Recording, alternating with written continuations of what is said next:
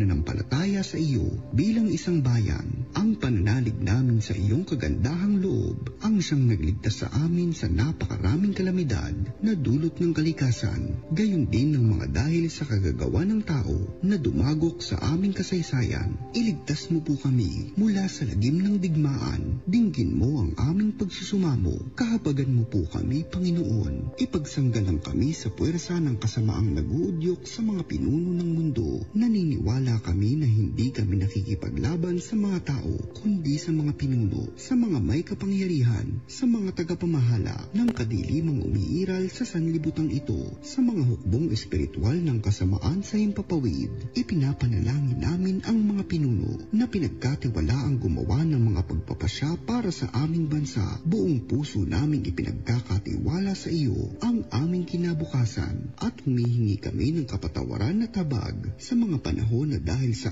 aming mga takot at hinala ay natungisan ang aming mga pananaw at nagdulot ng maling pagkiling at puot laban sa ibang katutubo at lahi. Taimtim kaming nagsusumamo na gawin mo kaming mga daan ng iyong kapayapaan. Kung saan may pagkapuot ay magdala kami ng pagmamahal. Kung saan may pinsala, kapatawaran. Kung saan may pagdududa, pananampalataya. Kung saan wala ng inaasahan, pag-asa. Kung saan may kadiliman, liwanag. Kung saan may kalungkutan, kagalakan. Ito'y aming hiling sa pamamagitan ng aming Panginoong Jesucristo na iyong anak na nabubuhay at nag-aharing kasama mo, kaisa ng Espiritu Santo, Diyos magpasawalang hanggan. Amen. Maria, aming mahal na ina at Reyna ng Kapayapaan, ipanalangin mo kami. San Miguel Arcangel, ipanalangin mo kami.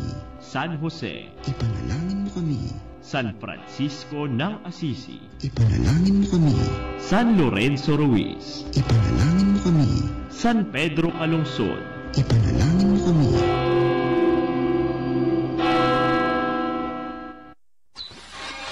From Mega Manila, Philippines, to the World Wide Web, through broadcast and social media, Veritas 846 Kapanani, 55 years of Catholic broadcasting.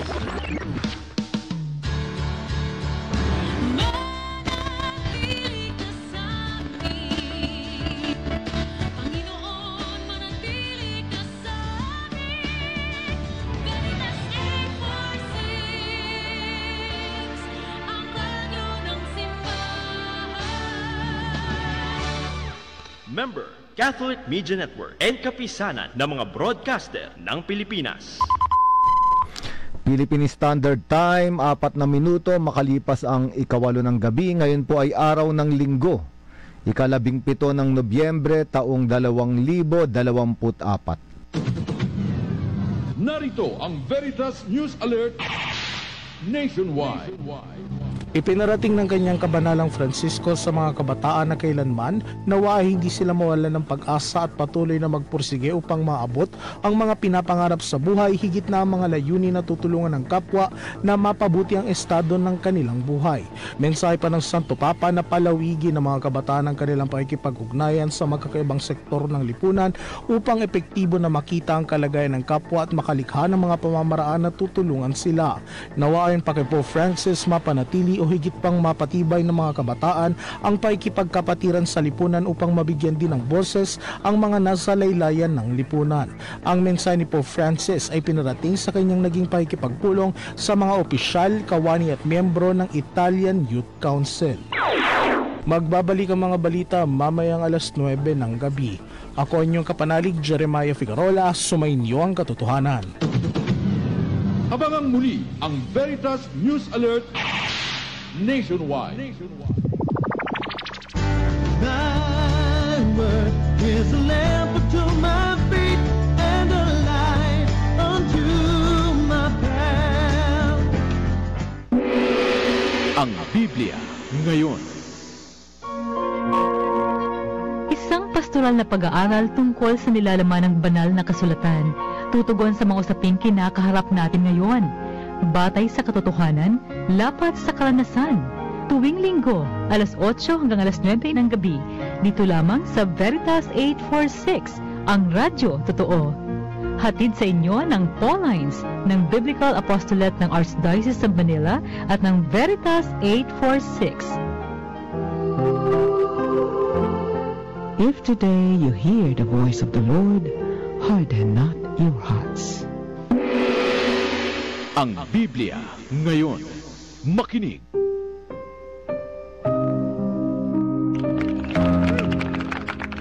Magandang gabi, kapanalig. Kumusta na po kayo? Ito po si Sister Rose Agtarap ng Daughters of St. Paul para sa ating programang Ang Biblia Ngayon. Welcome po. Sana ay ligtas kayo at nasa mabuting kalagayan. Kahit na sunod-sunod po ang ating bagyo, ano po? Maghanda po tayo at mag-ingat. At patuloy nating idalangin ang ating mga kapatid na nasa lanta ng mga nagdaang bagyo at nasa lugar naman na daraanan ng bagyong Pepito. Mga kapatid, nasa ika-33 linggo na po tayo sa karaniwang panahon at ginugunita po natin ngayong araw na to ang ika-8 pandaigdigang araw ng mga dukha. Ang tema po ay hango sa aklat ni Sirach. Ang panalangin ng mga dukha ay pumapaimbabaw, paitaas at nakakarating sa Diyos. Napakaganda pong pagnilayan ang mensahe ng Santo Papa kung paanong tumutugon ng Diyos sa panalangin ng mga dukha. Hindi po ba mga akma ito lalo na ngayong tayo'y nakakaranas ng mga kalamidad sa ating bansa? Kaya welcome pong muli sa ating programang Ang Biblia Ngayon. Ready na po ba kayo sa inyong mga Biblia? Nasaan man po kayo ngayon at ano man ang inyong ginagawa, samahan niyo po kami sa isang oras ng pag-aaral at pagninilay ng salita ng Diyos. Kasama ko po broadcasting live sa studio ng Veritas 846, ang radyo ng simbahan, si Reverend Father Adonis Saclolo. Magandang gabi, Father Ado. Magandang gabi mga kapanalig, magandang gabi Sister Rose. Ako po si Father Ado ng Arkham Ministry on Biblical Apostolate. Meron po tayong report galing dito sa ating istasyon. Babasahin po natin mga kapanalig para sa ating Ronda Veritas IMN report mula kay Dionisio Heron. Ating basahin ang official statement mula sa Presidential Communications Office. Statement from the Presidential Communications Office. Upon consultation with the relevant government agencies and the NDRRMC, cancellation of classes and/or suspension of work in government offices is given to the respective local chief executives, taking into consideration the situation in the respective localities. So sinasabi po sa atin ng Presidential Communications Office na bantayan po natin yung pahayag ng ating mga mayor, ng ating mga gobernador sa bawat lokasyon, ukol po sa cancellation ng mga classes at trabaho. Ngayon po, bago tayo magsimula sa ating programa, at ngayon ay humaharap na naman tayo sa isang malaking hamon at ito'y ang mga dumarating na bagyo. Ilagay po natin ang ating mga sarili sa harapan ng ating Panginoon sa pamamagitan ng pambungad na panalangin na pangungunahan ni Sister Rose. Sa ngalan ng Ama, ng Anak at ng Espiritu Santo. Amen. Amang minamahal, dinadakila at pinupuri ka namin. Maraming salamat po sa lahat ng inyong pagpapala sa araw-araw. Wala po kaming inasahan kundi kayo. Ngayon po, hinihiling namin na ipadala mo ang iyong banal na espiritu upang buksan ang aming puso at diwa sa mga aral na nais mong matutunan namin ngayon. Tinatawag mo kaming maging kaibigan ng mga dukha at sumunod sa yapak ni Jesus na laging nagpapakita ng pakikiisa sa mga aba at maliliit. Kami rin po ay mga dukha. Hinihingi po namin na gawin mo kaming bukas palad, handang tumanggap at magmahal sa aming kapwa. Gabayan niyo po ang aming tagapagturo na si Father Adonis at lahat ng kapanalig na kaisa namin ngayong gabi. Bendisyonan din po ninyo ang apostolado ng Radio Veritas, ng Paulines Multimedia at ng Biblical Apostolate ng Archdiocese of Manila. At lahat kaming natitipon sa programang ito. Iligtas niyo po kaming lagi sa anumang sakuna, sa mga bagyo pang kinakaharap namin. Hinihiling namin ito sa ngalan ni Kristong aming Panginoon. Amen. O Jesus, ikaw ang daan, ang katotohanan at ang buhay. Iligtas mo kami. O Maria, Birhen ng katotohanan, ipanalangin mo kami. Sa ngalan ng Ama, ng Anak at ng Espiritu Santo. Amen.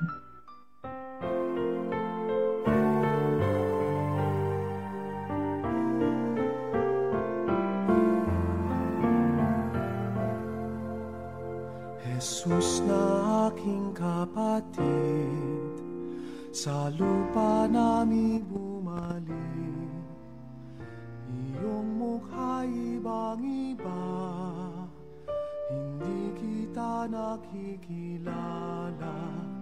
Tunutan mong aking mata, mamulat sa katotohanan. Ikaw po'y makikilala sa taong mapagkumbaba. Jesus na aking kapatid, putikin man ang iyong sapin, punit-punit ang iyong damit, nawa ika'y mapasa akin. Tunutan mong aking mata, mamulat sa katotohanan. Ikaw po'y makikilala sa taong mapagkumbaba. Jesus na aking kapatid, sa bukid ka nagtatanim, o sa palengke di naman, ikaw ay naghahanap buhay. Tunutan mong aking mata, mamulat sa katotohanan. Ikaw po'y makikilala, ikaw po'y makikilala, ikaw po'y makikilala sa taong mapagkumbaba.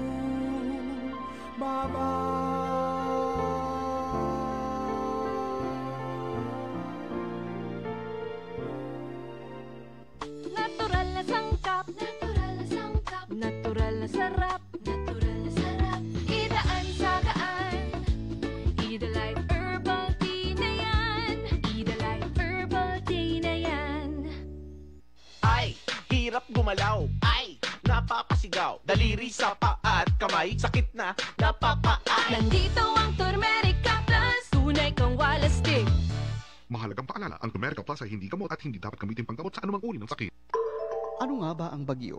Kapag may bagyo, ang signal number 3 ay mararamdaman ang hangin na may lakas 101 hanggang 185 kilometro bawat oras sa loob ng 18 oras. Malawakang mapipinsala ang mga taniman, liliparin ang karamihan sa bubong ng bahay, layari sa magaang materyales at posibleng magkaroon ng malawakang pagkaputol sa linya ng kuryente at komunikasyon. Suspendido naman ang klase mula preschool, elementarya, high school, kolehiyo at graduate school ng mga pampubliko at pribadong paaralan, pati ang tanggapan ng pamahalaan sa mga apektado ng signal number 3. Sa panahon ng bagyo, huwag magpapatalo, ugaliin ang magdasal at laging handa laban sa anumang sakuna. Isang paalala ng inyong kapanalig na himpilan, Veritas 846, ang radyo ng simbahan.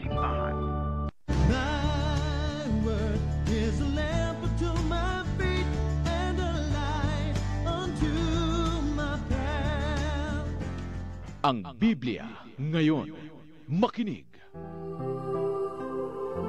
If today you hear the voice of the Lord, harden not your hearts. Nagbabalik po tayo sa ating programa, ang Biblia ngayon. Ang ating pong paksa, dahil ngayon nga po ay Sunday ng World Day of the Poor, no? O pandaigdigang araw ng mga dukha. Ang topic po natin ay ang anawim, no? yung iba ang tawag ay anawim, yung iba naman ay anawim, ang mga dukha sa espiritu na walang inaasahan kundi ang Diyos, no? Ito ang ating paksa ngayon. Ang ating teksto po ay yung mula sa Beatitudes, no? Mula sa Ebanghelyo ni San Mateo, chapter 5 verse 3, no? At ang sabi rito sa talatang ito na blessed are the poor in spirit, no? At ito nga, mapapalad, no, ang mga dukha o aba sa espiritu. No? Ang ating pong katanungan na sana ay magbahagi po kayo o mag-share kayo, ano ang iyong pagkaunawa sa pagiging dukha sa espiritu? O yung blessed are the poor in spirit, no? Kung meron ka pong pagkakaunawa o meron kang karanasan na nais mong ibahagi, no? Tayo po ay napapanood sa Sky Cable Channel 211 at live stream din po tayo sa Facebook DCRV 846. Gayon din po sa YouTube, meron tayong live stream Veritas PH live stream at mapapakinggan po tayo sa Signal Cable Channel 313, no? Ngayon po yung mga pagbabahagi ninyo, sagot ninyo sa ating katanungan, pwede nyo bang ipadala sa text line dito sa ating station 0918-837-4827, no? O kaya naman sa comment section ng ating Facebook Live, no? At ito nga po, ano ba ang iyong pagkaunawa sa ang ibig sabihin ng dukha sa espiritu, no? Pero bago po tayo magpatuloy, atin pong balikan muna yung ating tinalakay nung nakaraang linggo sa ating balik dinig na ihahatid sa atin ni Sister Rose. Balik dinig sa nakaraang katotohanan. Noong pong nakaraang linggo, tinalakay ni Father Francis Gustilo ang temang payagan ng paghahari ng Diyos. Ang tekstong pinag-aralan natin ay tungkol sa byuda na nag-alay ng lahat-lahat. Tinanong po tayo ni Father Francis, aligid ka ba o alagad? Ipinaliwanag niya na ang tunay na alagad ay tinawag ng Panginoon at hinihikayat siyang sumunod kay Jesus at sundin ang ginawang pag-aalay ng sarili ni Kristo. Ang alagad, sabi niya, kahit hindi pa dumarating ang kamatayan, nagiging ugali na o gawin na niya ang ihabilin sa Diyos ang lahat araw-araw.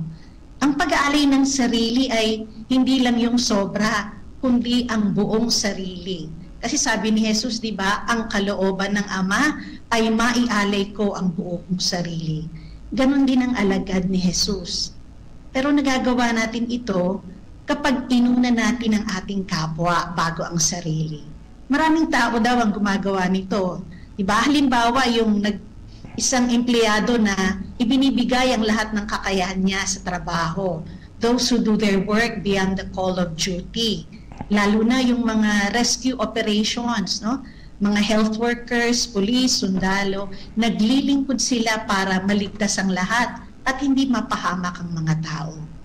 Ang ulirang alagad ay yung may kusang loob, may lakas ng loob, hindi iniinda ang hirap kundi gumagawa ng paraan. At dahil dito, buo ang kanyang loob. Sabi ni Father Francis, kung gusto daw nating maging tunay na alagad at hindi yung aali-aligid lamang, ibigay natin ang kabuoang loob natin sa Ama, gaya ng pagbibigay niya sa atin ng kanyang bugtong na anak. Simulan na daw natin ngayon. Let us go beyond and transcend. Wag lang nating isipin ang ating sarili, kundi paglingkuran ng Panginoon at ang ating kapwa. Kung nagbibigay ka ng hindi lang pira-piraso, kundi yung buong loob mo'y inaalay ang sarili sa Diyos, gaya ng pagkakaloob niya ng kanyang sarili sa atin, tunay ka ngang alagad. Kaya kung gusto po ninyong marinig ang kabuuan ng very inspiring episode natin, available po ito sa Facebook pages ng DZRV 846 sa Paulines Multimedia PH at sa Arkham Ministry on Biblical Apostolate. Father? Salamat, Sister Rose. Mga kapanalig, magpapatuloy na tayo sa ating paksa ngayon patungkol sa mga anawim o ang mga dukha ng Panginoon. At ito yung pagtuturo ng Biblia at ng Simbahang Katolika sa kahirapan o sa pagiging dukha, no? Nililinaw po ng Biblia at ng Simbahang Katolika, Simbahang Katoliko, na ang kahirapan ay isang kondisyon o kalagayan na hindi likas na masama, no? Not inherently evil, no? Sapagkat sabi sa Biblia at pagtuturo ng simbahan, sapagkat ang paghihirap ay maaaring magdala sa tao ng mga kabutihan, no? Pwedeng dali ng tao raw sa paglagong espiritual, o kaya naman pwede siyang dalin sa pagsalig o paglagay ng kanyang buhay sa Panginoon, o kaya naman sa harapan daw ng kahirapan, maaring maanyayahan ng tao na lumabas sa kanyang sarili kapag may nakikita siyang ibang kapwang naghihirap at ibigay niya ang tulong, no? Kaya nga yung kahirapan mismo ay hindi likas na masama, no? May mga kabutihang itong dulot, no? Ngunit sabi ng katuruan ng simbahan at ng Biblia, nagiging masama ang kahirapan kung ito ay nangyayari sanhi ng kawalang katarungan o pagsasamantala sa walang kalaban-laban, no? Kahit sa Biblia makikita natin kapag sinasamantala na yung mga ulila, yung mga byuda, no, yung mga taong walang kalaban-laban, ang gumagawa ng katarungan ay ang Panginoon na. Ang ibig sabihin, no, nagiging masama ang kahirapan dahil may mga ibang taong nagsasamantala sa mahirap o nagsasamantala sa sitwasyon ng kahirapan ng iba, no, para makakuha pa rin sila ng para sa kanilang sarili o kaya naman para lang kaligayahan nilang pahirapan ng iba, no? Kaya nga, no, ang pag-uusapan natin ngayon ay tungkol dito sa kahulugan ng kahirapan, no? Ngayon pumunta po tayo sa Biblia. Sa Biblia ay may dalawang salita, no, patungkol sa kahirapan, no? At ang dalawang salitang ito ay dalawang salita patungkol sa kahirapan at dalawang uri rin ng mahirap, o sabihin nating dalawang uri ng dukha, no? Ang unang-unang salita ay yung anawim, no? Itong anawim, ito yung mga dukha ng Panginoon, no? The poor of Yahweh, no? Sabi sa Biblia, ito yung mga taong mabababa ang kalooban, mabababa rin yung kanilang kalagayan sa buhay, at wala na silang naaasahan kundi ang Diyos lamang. Ibig sabihin, inilalagay nila yung kanilang buhay, yung kanilang sitwasyon sa Diyos, no? At ang tawag dito sa anawim, sila yung mga taong spiritually poor, no? O pwede nating sabihin spiritual poverty ito, o yung sa Tagalog nga yung dukha sa espiritu o aba sa espiritu, no? Ang ikalawang salita namang ginamit sa kahirapan ay yung ebyon, no?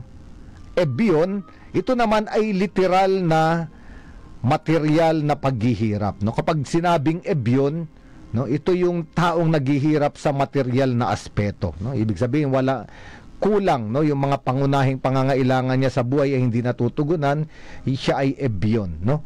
Maraming kulang sa kanyang buhay, no, para magkaroon ng normal na buhay. Sa Griego, nung tinranslate ang Biblia, yung anawim o yung mga spiritually poor o yung poor of God, poor of Yahweh, sila ay tinawag na tapeinos, no? Yung ebyon naman, tokos, no? Kaya nga, dalawang salita patungkol sa kahirapan o sa mga mahihirap, ngunit mayroong pagkakaiba sa kahulugan, no? Yung anawim, sila yung dukha, no? Dahil sila ay dukha sa espiritu. Yung mga ebyon naman, sila ay dukha dahil sila ay materially poor, no? Sila ay dukha sa material na aspeto. Okay? Kaya nga ito po yung ating unang tinatalakay, no? Yung konsepto ng paghihirap, pagdurusa patungkol o galing sa kasulatan. Kaya nga ang mga terminong anawim at tapeinos ay tumutukoy sa isang mapagkumbaba na tao, no? Ito yung tao ng puno ng pananampalataya na umaasa sa Diyos sa gitna ng kanilang kahirapan at pagdurusa. Ito yung mga anawim. Sila yung mga taong inilalagay ang kanilang pag-asa sa Diyos sa halip sa material na kayamanan, no? Aasa na lang sila sa Diyos sa halip na sila ay umasa sa material na kayamanan, no? Kaya nga sa lumang tipan, halimbawa mababasa natin yung Psalm 37 verse 11, ang sabi roon, ngunit mamanahin ng mga anawim o ng mga dukhang mabababa ang lupain at magagalak sa kanilang sarili sa saganang kapayapaan, at ito ay manggagaling sa Diyos. Sa Isaiah chapter 61 verse 1 naman, yung Mesiya ay ipinadala para ipahayag yung mabuting balita sa mga anawim. Sabi roon, pinuspos ako ng Espiritu ng Panginoon upang ipahayag ang mabuting balita sa mga dukha. Ito yung mga anawim. Ito ay tumutukoy sa pagpapakumbaba at disposisyon ng puso ng tao na kumikilala at nagtitiwala sa Diyos, naghahantay sa Diyos, no? At ito yung taong mababa, maamo sa harapan ng Diyos at may pananampalataya. Ito ang anawim. Samantala, ang Ebyon naman, ito ay tumutukoy nga, ulitin natin, sa material na kahirapan. At ito sa Biblia ay tumatawag sa tinatawag nating katarungang panglipunan o social justice. No, kaya nga sinabi ng Diyos, no, sa aklat ng Deuteronomio, Kabanata 15, no, verses 7 to 8, kung may dukha sa inyong mga kababayan, huwag kayong magmatigas ng puso ni magsarado ng inyong kamay laban sa kanya. Bagkus tulungan niyo siya upang masapatan ang kanyang pangangailangan. Kaya nga, yung Ebyon, yung mahirap o yung dukha sa material na paraan ay nandun sa gitna ng bayang Israel, no, para hipuin o utusan ng Diyos yung mga Israelita na magkaroon ng mata o bumukas yung mga mata, mamulat na merong mga dukha sa piling ninyo. No, kapag binasa nga natin yung Ebanghelyo ni San Juan, no, chapter 12 verse 8, may sinabi si Jesucristo ron. Sabi ni Jesucristo, ang mga dukha ay laging kasama ninyo. No, ibig sabihin, yung mga dukha, no, yung mga dukha sa material na aspeto ay palaging narito, palaging kasama natin, at dito tayo tinutulungan ng Diyos na ibukas yung ating mga mata at makitang mayroon tayong kapwa, no? Bandang huli nga, dito tayo husgahan ng Panginoon, di ba? Kung maaalala ninyo sa Matthew chapter 25, no? Sabi ng Panginoon, paghiwalayin ito, yung mga kambing sa kaliwa, yung mga tupa sa kanan. Bakit? No, kasi may mga dukhang dumaan sa harapan ng buhay nila at hindi nila nakita, no? Yung mga hubad, yung mga nagugutom, yung mga nauuhaw, yung mga nakakulong, yung mga may sakit, hindi nila nakita. Kaya sabi ng Panginoon, lumayo kayo sa akin sapagkat, no, ako ay naroon sa mga taong iyon. No, kaya nga ang mga dukha ay palaging nasa piling natin, no? Ito yung mga material na dukha, Ebyon, pero ito rin yung mga anawim, no? Hindi lang sila material na dukha, ngunit spiritual na dukha, no? Na iniaasa yung kanilang buhay sa Diyos. Kaya nga may mga katangian ng anawim na siguro ay kailangan nating lahat, no? Ang unang-unang katangian ng mga anawim, ang mga dukha ng Panginoon sa Biblia ay humility. Ito yung pagpapakumbaba at alam nila yung limitasyon nila, alam nila kung hanggang saan lang yung abot ng kakayanan nila, tanggap nila. Higit sa lahat, alam nila ang kailangan nila ng tulong ng Diyos. Ito yung may kababaan. Alam niya, kailangan niya ng tulong ng Diyos at tulong ng iba. No, ito yung taong tapat, no, na gusto niyang humingi ng tulong dahil kailangan niya. Kaya nga sabi sa Awit chapter 37 verse 11, di ba? Ngunit ang mabababa, ang mga dukha ay na magmamayari ng lupa at masisiyahan sa labis na kapayapaan. Sabi naman sa Mateo chapter 5 verse 3, ito yung teksto natin ngayon, mapalad ang mga aba sa espiritu sapagkat sila ay umaasa sa Diyos, sapagkat sa kanila ang kaharian ng langit. Pangalawa, ang mga anawim ay patuloy nilang isinasalig ang kanilang buhay sa Diyos. Wala silang sinasaligang iba. No, bagamat may mga tumutulong sa kanilang ibang tao, ang mga anawim alam nila yung buhay nila ay dapat nakasalig sa Diyos, no? Wala silang hinahanapang ibang sagot kundi ang Diyos lamang. Sabi nga, total dependence on God na ang mga anawim. Ang pangatlong katangian ng mga anawim, palagi silang may pag-asa. Namamag-asa sila sa Diyos, no? Kaya nga ang mga anawim ay may kababaang loob, nakadepende sa Diyos at namamag-asa sa Diyos, no? Mamaya po pagpapatuloy natin itong pinag-uusapan natin patungkol sa mga dukha, no, ayon sa kasulatan, sa katuruan ng simbahan, no. Kaya nga kung meron po kayong nais i-share, no, magpadala po kayo ng inyong sharing sa ating katanungan. Ano ba ang dukha sa espiritu sa iyong pagkakaunawa? Ipadala nyo sa ating text line 0918-837-4827 o kaya naman sa comment section ng ating Facebook Live.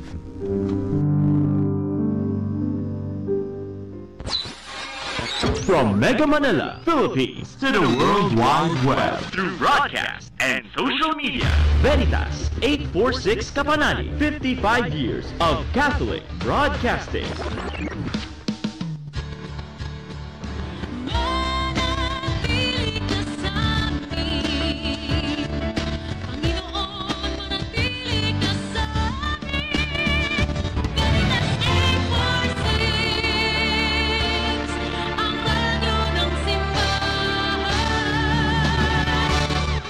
Member, Catholic Media Network, and kapisanan ng mga broadcaster ng Pilipinas. Ang ating pong oras, 32 minuto, makalipas ang 8 ng gabi. Thy word is a lamp unto my feet and a light unto my path. Ang Biblia ngayon, makinig. If today you hear the voice of the Lord, harden not your hearts. Nagbabalik tayo, Sister Rose, mga kapanalig, sa ating programa, ang Biblia ngayon. Ang topic po natin ngayon ay ang mga anawim, no? Ang mga dukha sa espiritu na umaasa lamang sa Diyos, no? Sapagkat ngayon po ay Sunday, no? World Day of the Poor, no? Ngayon ay naalala natin yung mga kapatid nating dukha. Kaya nga ang pinapaliwanag natin ngayon, may iba't iba palang uri ng karukhaan, no? Yung una ay dukha sa espiritu, yung pangalawa ay dukha sa material na bagay. Pero kung titignan natin sa Biblia, kadalasan yung mga anawim, sila rin yung mga ebyon, no? Yung mga ebyon na dahil sila ay balo, sila ay ulila, no? Sila ay bulag, pilay, no, mga namamalimos sa kalsada, sila ay ebyon, no? Pero yung kalagayan nila, no, na pagiging dukha, ang nagdala rin sa kanila na maging dukha sa espiritu, maging anawim at iasa yung buhay nila sa Diyos, no? Kaya nga hindi po magkalayo, no, yung ebyon materially poor at yung anawim spiritually poor, kadalasan ay magkasama po sila sa Biblia, no? Pero nangyayari rin, no, sa Biblia rin, meron namang mga materially poor o mga dukha sa material na aspeto, pero hindi sila anawim, no? At ito nga yung binabasa ko, totoo pala, no? Kasi sabi rito, merong mga tao, mga mahihirap, mga dukha, no, na iniaasa ang lahat sa sariling lakas, no? Parang sinasabi nila, ako ay dukha, ako ay magtatrabaho, ako ay gagawa, ako ang gagawa ng paraan para makalabas ako sa aking karukhaan. Itatayo ko ang aking buhay. Pwedeng ang dukha ay umasa sa kanyang sariling lakas at maging palalo, sapagkat pwede niyang alisin, no, dito sa kanyang nais gawin ang Diyos. Dukha siya, ngunit ayaw niyang iasa ang buhay niya sa Diyos, no? Meron ito sa Biblia, no? Kaya nga siya ay ebyon pero hindi siya anawim, no? Kaya nga halimbawa sinabi sa Salmo 127 verse 1, no? Sabi, maliban na ang itayo ng Panginoon ng bahay, ang mga nagtatayo nito ay gumagawa ng walang kabuluhan, no? If the Lord does not build the house, in vain do the builders toil. At sinasabi rito, merong mga nagtatayo raw ng bahay o nagtatayo ng kanilang sariling buhay, ngunit hindi nila ito itinatayo kasama ang Panginoon. At pwede ang isang taong dukha, maaari niyang isipin na kaya niya, no? Kaya nga siya ay ebyon, materially poor, pero hindi siya anawim. Sabi nga natin kanina, sana magkasama, no? Ebyon, materially poor, pero anawim din, spiritually poor, na iniaasa ang lahat sa Diyos, no? Kasi mamaya makikita natin ano ba yung kabutihan nun kapag ka mahirap ka pero iniaasa mo ang lahat sa Diyos. Ang ikalawa naman, yung mga tao, no, nasa Salmo rin, no, na mahirap at naghahanap ng sinisisi, no. Naiinggit sila doon sa mga mayayaman at may naghahanap ng sinisisi hanggat sisihin na rin ang Diyos, no. At ito ay mga taong ebyon, materially poor, pero hindi sila anawim, no, sapagkat para bang ang may kasalanan ng kanilang paghihirap ay ang ibang tao o ang Diyos, no. Kaya nga hindi nila nakikita na kailangan nilang isalig ang buhay nila sa Panginoon, no. Kaya nga hindi lahat ng mahihirap ay anawim. Yung ibang mahihirap ay ebyon lang, no. Ngayon, meron dito sa Biblia rin naman na pwedeng ang tao ay umasa sa kayamanan at hindi umasa sa Diyos, no. Kaya nga ang panganib sa tao na maging spiritually poor o maging anawim ay yung panganib ng pagkaalipin sa kayamanan, no? Halimbawa, sa Lucas chapter 12 verse 16 to 21, may isang kwento ron si Jesucristo na yung isang tao sa sobrang yaman niya, no, pinagiba niya yung kanyang mga kamalig at nagpatayo siya ng mas malalaki at sabi niya, kaya mayaman na ako, no, dahil sa aking mga ani, ngayon ako ay kakain na lamang at iinom, sabi niya. Ngunit sinabi sa kanya ng Diyos, hangal sa gabing ito, babawian ka ng iyong buhay. At sabi rito, itong taong ito, hindi siya nag-invest, no? Hindi siya gumawa para sa relasyon niya sa kanyang kapwa o sa relasyon niya sa Panginoon. Gumawa siya sa buong buhay niya para lang sa kanyang sarili, no? Kaya nga itong taong ito, mayaman, no, pero dukha yung espiritu sa negatibong paraan, negatibong kahulugan. Ibig sabihin, patay yung kanyang espiritu kahit buhay yung kanyang laman. Meron pa, no, yung palagi nating napapakinggan ito sa Ebanghelyo ni San Lucas chapter 16 verses 19 to 31. Ito naman yung mayaman, nakadamit ng purpura, nagpipiesta, kumakain doon sa loob ng kanyang tahanan, ngunit sarado yung kanyang pinto at doon sa pintuan niya andun si Lazaro, maraming sugat at gutom, hindi niya napansin, no? Kaya nasa pintuan niya na palang isang pulubing nangangailangan, hindi niya man lang nakita, no? Kaya nga alam natin yung kwento, si Lazaro pumanik sa kalangitan, siya napunta ron sa impyerno, no? Kaya nga ito yung panganib ng kayamanan. Ang panganib ng kayamanan ay mabulag tayo na meron pala tayong kapwang nangangailangan, no? Ang panganib ng kayamanan ay baka magsara tayo sa pinto, sa isang silid, mabuhay sa sariling daigdig at hindi makita yung totoong nangyayari sa daigdig. Meron palang mga ebyon, merong mga anawim sa paligid natin, no? At isa pang panganib ng kayamanan ay yung isang mayamang binata. Sabi niya, gusto kong sumunod sa iyo, Panginoon. At anong sabi ni Jesucristo? Sige, sumunod ka sa akin, pero ipagbili mo muna lahat ng iyong ari-arian at ibigay sa mahirap yung iyong pinagbilhan. At hindi siya makasunod sa Panginoon, lumayo siyang nalulungkot dahil napakayaman niya. No, ang ibig sabihin, no, hindi natin makikitang anawim tayo o dukha ang espiritu natin, hindi rin natin makikita yung mga ebyon o yung mga anawim sa paligid natin, mga taong naghihirap, mga dukha, kung tayo ay lumubog na sa kumunoy ng pagkaalipin sa kayamanan. At ito nga yung sinasabi ng Panginoon dito. Pero ang maganda rito, mga kapanalig, sa Biblia rin merong mga tao, no, na mayayaman pero natuklasan nila na sila ay anawim, na kailangan nila ang Diyos. Isa nga rito ay si Sakeo. 'Di ba sa Lucas chapter 19 verse 8 to 10, 'di ba si Sakeo, hindi lang siya publikano, siya ay ulo, no? Ibig sabihin boss, chief ng mga publikano. Sobrang yaman niya siguro, no? Pero alam niyang kailangan niya si Jesucristo, no? Kaya nga nagpumilit siya, pumanik siya sa puno ng sycamore para makita si Jesucristo. Ito yung isang tao na naging anawim nung oras na yun kasi natikman niya na yung kayamanan, natikman niya na lahat ng luho sa buhay, pero walang kaligayahang dala. Hindi rin siya nabigyan ng magandang buhay. Isang taong malungkot ang publikano, maliit ang tingin sa kanya ng ibang tao, hindi lang dahil maliit si Sakeo, kung hindi dahil siya ay traidor sa kanyang bayan. Ito si Sakeo, ngunit maliit din yung tingin niya sa kanyang sarili sapagkat alam niyang siya ay nagkakasala. At ito ang susi ng pagiging anawim, na natikman mo na ang lahat, hindi ka naman lumigaya, nilagay mo yung buhay mo sa material, no, ng mga kayamanan at kaligayahan ng daigdig, hindi pa rin maligaya, wala pa ring buhay, at natuklasan mo na kailangan mo ang Diyos.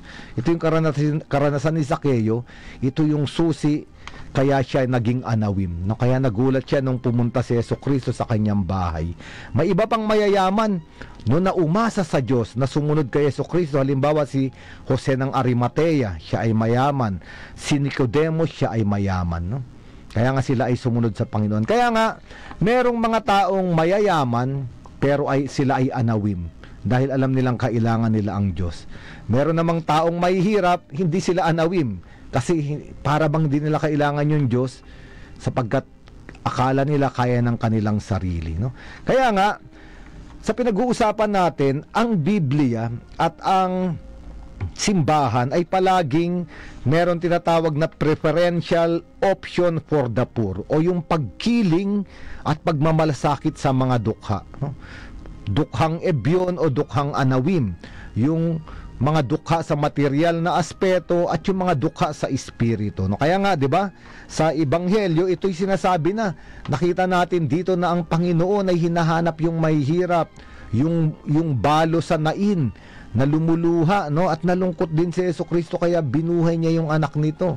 Yung mga bulag sa Jericho, yung mga ketongin, no? Ito ay pinuntahan ng Panginoon, no? Para ipakita, no, na nakikita ng Diyos ang paghihirap ng tao. At lalo pangat yung tao na naghihirap sa material na aspeto at naghihirap din sa spiritual na aspeto, kapag tumawag sa Panginoon ay laging pinapakinggan, no? Kaya nga makikita natin, no, ito yung tinatawag na preferential option for the poor.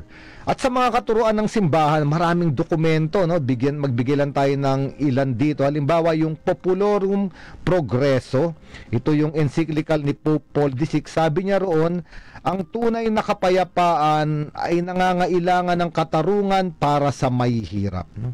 Ang ibig sabihin ng katarungan para sa mahihirap, yung tinatawag na equal distribution of goods, no? Sapagkat ang daigdig ay maraming kayamanan, no? Ang likas na kayamanan ng daigdig ay sasapat sa lahat ng tao, no? Hindi lang sumasapat at may mga nagugutom, no? Dahil nga sa kawalang katarungan, no? Merong mga bansa, na sa kanila lang ang lahat, yung mga sumusobra ay tinatapon nila sa dagat. Meron naman mga bansa na wala nang makain. Yung katarungan ay yung equal distribution. Kung magkakaroon sana ng ganitong sistema ang mga bansa, magkakaisa, magkakaroon ng katarungan at maibibigay ang lahat. Ito nga yung sinabi sa Gawa ng mga Apostol. Yung mga unang Kristiyano, anong ginawa nila? Ipinagbili nila ang kanilang mga ari-arian at pinamigay sa lahat, no, para sa pangangailangan ng bawat isa. Kaya nga wala nang mahirap, wala nang mayaman sa mga unang Kristiyano, no? Ngayon, ang sabi rin ni Pope Francis sa kanyang dokumentong Evangelii Gaudium, ang bawat Kristiyano ay tinatawag na maging instrumento ng Diyos para sa pagpapalaya at pagtataguyod ng mahihirap, no?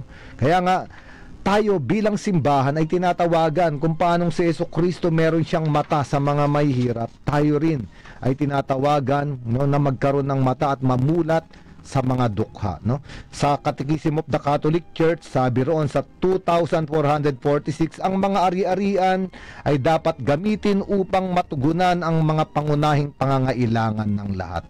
At ito mga kapatid, ang mga mahihirap, ito yung kulang o wala ng mga basic needs, yung mga pangunahing pangangailangan, no? Hindi nakakakain ng 3 beses sa isang araw, no? Hindi nakakapag-aral yung mga anak, walang shelter, walang bahay. Ito yung mga mahihirap, no, na inaanyayahan tayo ng simbahan at ng kasulatan mismo na Jesucristo mismo na magkaroon ng mata, no? Mamaya babasahin natin yung mga sharing ninyo, yung mga sagot ninyo. Sister Rose din, aanyayahan din natin mag-share, no, tungkol dito sa ating pinag-uusapan, no? At sa pagbabalik natin.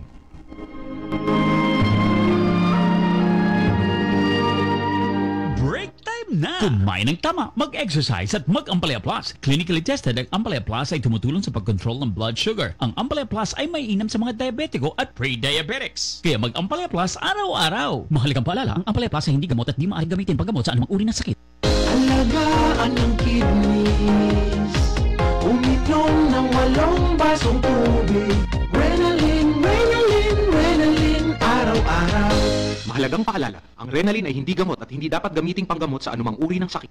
Thy word is a lamp unto my feet and a light unto my path. Ang Biblia ngayon. Makinig. If today you hear the voice of the Lord, harden not your hearts. Sister Rose, baka meron kang nais i-contribute sa ating paksa ngayon, ang mga anawim o ang mga dukha ng Panginoon, no? Lalo na ngayong linggo, no, ng pandaigdigang araw ng mga dukha. Okay, Father, ang mai-share ko lang, no, kasi every Friday meron kaming pinapakain ng mga dukha na pumipila sa aming gate, no. Pero paminsan-minsan merong nagbibigay ng medyo mas maraming pagkain, so binibigyan namin sila. Ang napansin lang namin, yung inaanyayahan namin sila na sumabay sa aming kumain dito sa kumbento. Napapansin lang namin, lalo na yung mga bata, pag kinakain, kalahati lang kakainin nila o kaya 1/3 lang nung share nila. Tapos sabi namin, kumain ka pa. Kailangan mong kumain. Hindi po, pwede po iuwi ko na lang po para makatikim din si nanay at saka si tatay o kaya si ate o si kuya. Natatouch po ako talaga sa ganun, no? At hindi lang ito isang beses na nangyari. Paulit-ulit na nangyayari na yung mga bata, imbis na kainin nila yung portion nila, itatabi nila, kaunti lang kakainin nila para mabigyan nila yung iba. Dito ko nakikita yung sinasabi mo kanina, Father, na yung anawim, no? Na hindi lang nila iniisip yung sarili nila. Ang iniisip nila na sana pati yung pamilya ko mabiyayaan din. Kaya minsan ang ginagawa namin, sige kumain ka na, eto meron nakatabi para sa nanay mo o sa tatay mo, gano'n. O dinadagdagan namin yung kanilang portion. Pero hindi ba talagang ganito? Lahat naman talaga tayo poor in spirit, di ba? Kasi sabi mo kanina, ang anawim ay yung mapagpakumbaba kasi alam nila yung limits nila, yung pangangailangan nila sa Diyos. Siguro yun yung hamon sa atin, no, na maging totoo tayo sa sarili natin dahil talaga namang kailangan natin ng Diyos. Wala naman talaga tayong magagawa, mahina tayo. At kung wala ang Diyos, saan tayo pupulutin, no? Wala naman tayo. At siguro yun yung paanyaya sa atin na katulad ng mga bata na nag-iisip nung ano yung para sa kanilang mga magulang, sa kapatid, na ma-share nila kung ano yung natatanggap nilang biyaya. Ganon din sana tayo kasi sabi nga, there is enough in the goods of the world for everyone's need, but not for anyone's greed. Pag pinairal po natin yung ating kasakiman, kapag inisip lang natin ang ating sarili, talagang maghihirap ang napakarami. Pero kung magbabahagi tayo, hindi lang ng pagkain, kundi kung ano yung natututunan natin, nalalaman natin, kayamanan natin, panahon, ibigay natin ang ating sarili. Katulad ng napag-aralan natin last week, no? Kung bukas loob, buong loob nating ibibigay ang ating sarili sa Panginoong Diyos at sa kapwa, hindi ba napakaganda na maging alagad, maging anawin? Salamat, Sister. No, siguro linawin lang natin kasi sinabi ni Jesucristo, 'di ba, kanina sa John chapter 12, ang mga mahihirap lagi nang kasama natin. Ibig sabihin palaging merong mahirap at palaging merong paghihirap, no? Hindi natin kayang alisin 'yon. No, kahit si Jesucristo sinabi niya 'yon. Pero itong paghihirap sa harapan natin, mga anawim, mga ebyon, ay tinatawagan tayo sa isang misyon, no?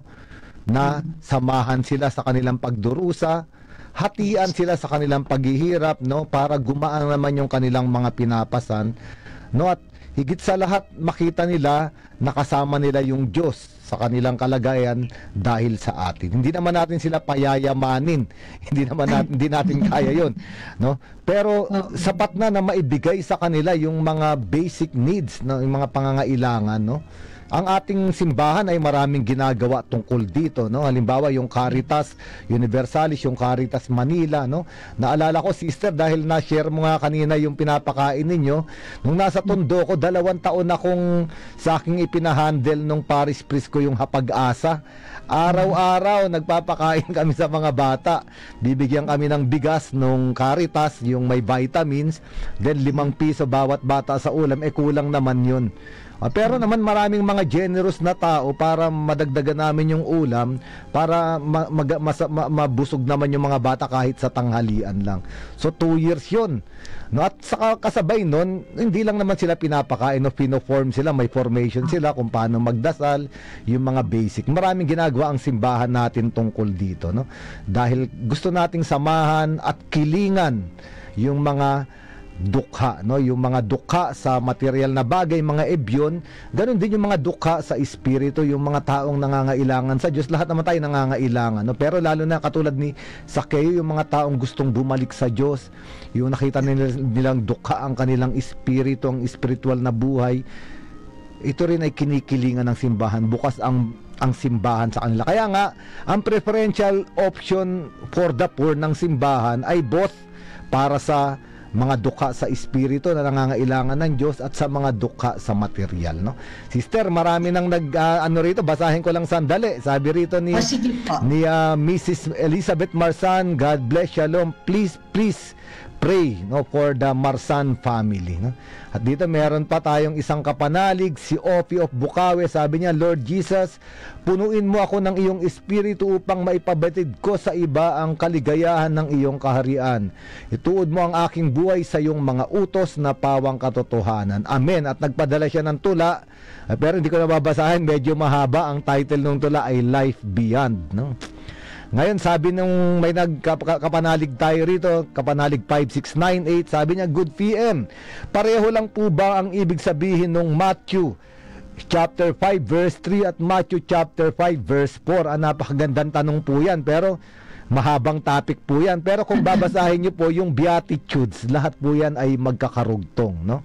Kaya nga, may iba-ibang sinasabi yung bawat beatitude, pero sila ay magkakarugtong. Siguro po tatalakayin natin sa ibang panahon, no?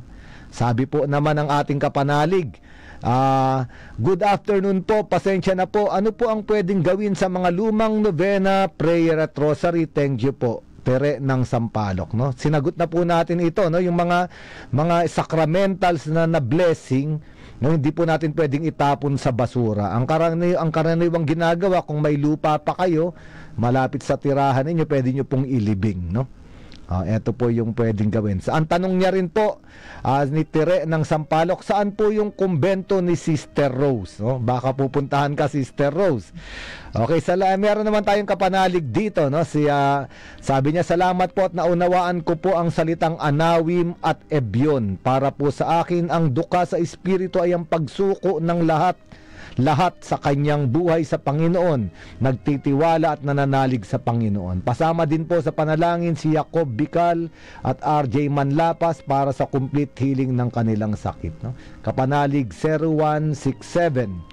At ang ating kapanalig pa na si Tere ng Sampaloc, sister, tinatanong yung kumbento ninyo, no? Sige, sister, baka meron diyang mga nag-share o bumati sa ating Facebook Live. Sagutin ko muna si Tere. Ang kumbento po namin ay nandito sa Pasay. Ang complete address ay 2650 FB Harrison. So 2650 FB Harrison, Daughters of St. Paul. Okay. So Father, dito po maraming bumabate. So si Maria Mercy Dominguez, Maria Socorro, nawala tuloy. Sorry. Si Virgin Niegas, Felix Reyes, Lynn Casil Aure, Arnold Tolentino, Franz Ann Lags, Paz Bencowe, Tanaka Ann, Rowena Gedges. Merong asking for prayers for the repose of Father Efren Villanueva. Si Marivic Santos ang nagpadala. Salamat daw ng marami. Marami daw silang natututunan, sabi ni Virgin Yegas. Sabi naman ni Remy Olanday, buhay na buhay po ang Diyos sa buhay naming na mga dukha, kung paano po ay mahaba pong paliwanag. Subalit ito po ay totoo, papuri sa Diyos. Ayan. Salamat, Remy. At si Felix, nabasa ko na yon. Si Franz Ann Lags, Melody Pantua and Sparas. Ayan. At marami pa pong bumabate. Okay. So sister, dito meron si Hilda Elena Zambrano, Katrina Yato, Carlota from Japan, no? Sister Lululim, no? From Gagalangin, Carmen Diaz, Ami Tolentino, Celedonio Barameda, Lila Mercene, no? Si Cynthia Orozco, good evening po Father and Sister, Raquel Saclolo, si Pasita David, si Baby Rose Macalino from USA, si Raimundo Maborang, Loreto Nieto Akupang, Benedict Senior Paglinawan, Maria Socorro de la Rama, Maria Mercy Dominguez, Meli de la Rosa, June Ocampo, Barcelisa Lasio Tarong, at ayun yung marami, Normilita Santos. Sige sister, baka kapusin tayo ng oras, kailangan na natin siguro magpasalamat, no, para sa ating mga kapanalig at sa istasyon. Okay, so maraming salamat Father Ado sa napakagandang pagtalakay tungkol sa anawin, ang mga dukha sa Espiritu. Salamat po sa ating mga masugid na followers at mga kapanalig. Salamat po sa lahat ng nagpadala ng kanilang comments, mga tanong, kahilingan at pagbati at nakiisa sa atin ngayong gabi. Inaasahan ko pong makasama kayong muli sa susunod na linggo dito sa ating programang Ang Biblia Ngayon. Sa ngalan po ng co-pilot natin sa studio ng Veritas 846, kay John Gutierrez na ating PA at kay Edgar Bernardo sa technical side. Ako po si Sister Rose ng Rose Agtarap ng Daughters of St. Paul na nagpapasalamat sa inyong pagsama sa amin ngayong gabi. Pasalamatan natin ang ating Panginoon sa lahat ng kanyang biyaya at manalangin tayo sa ating mahal na Birheng Maria na lukuban niya tayo ng kanyang pangangalaga ngayong gabi. Sa ngalan ng Ama, ng Anak at ng Espiritu Santo, Ama. Amen.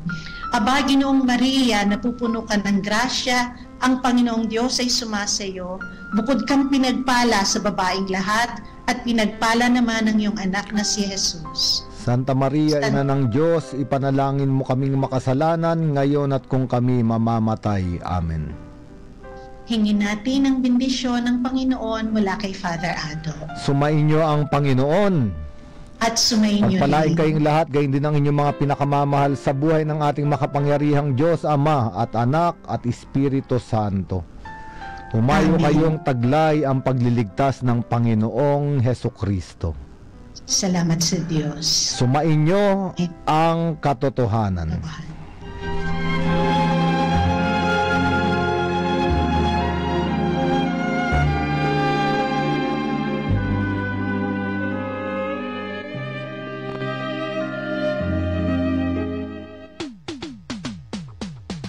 I'm Archbishop Charles Brown, the Apostolic Nuncio here in the Philippines.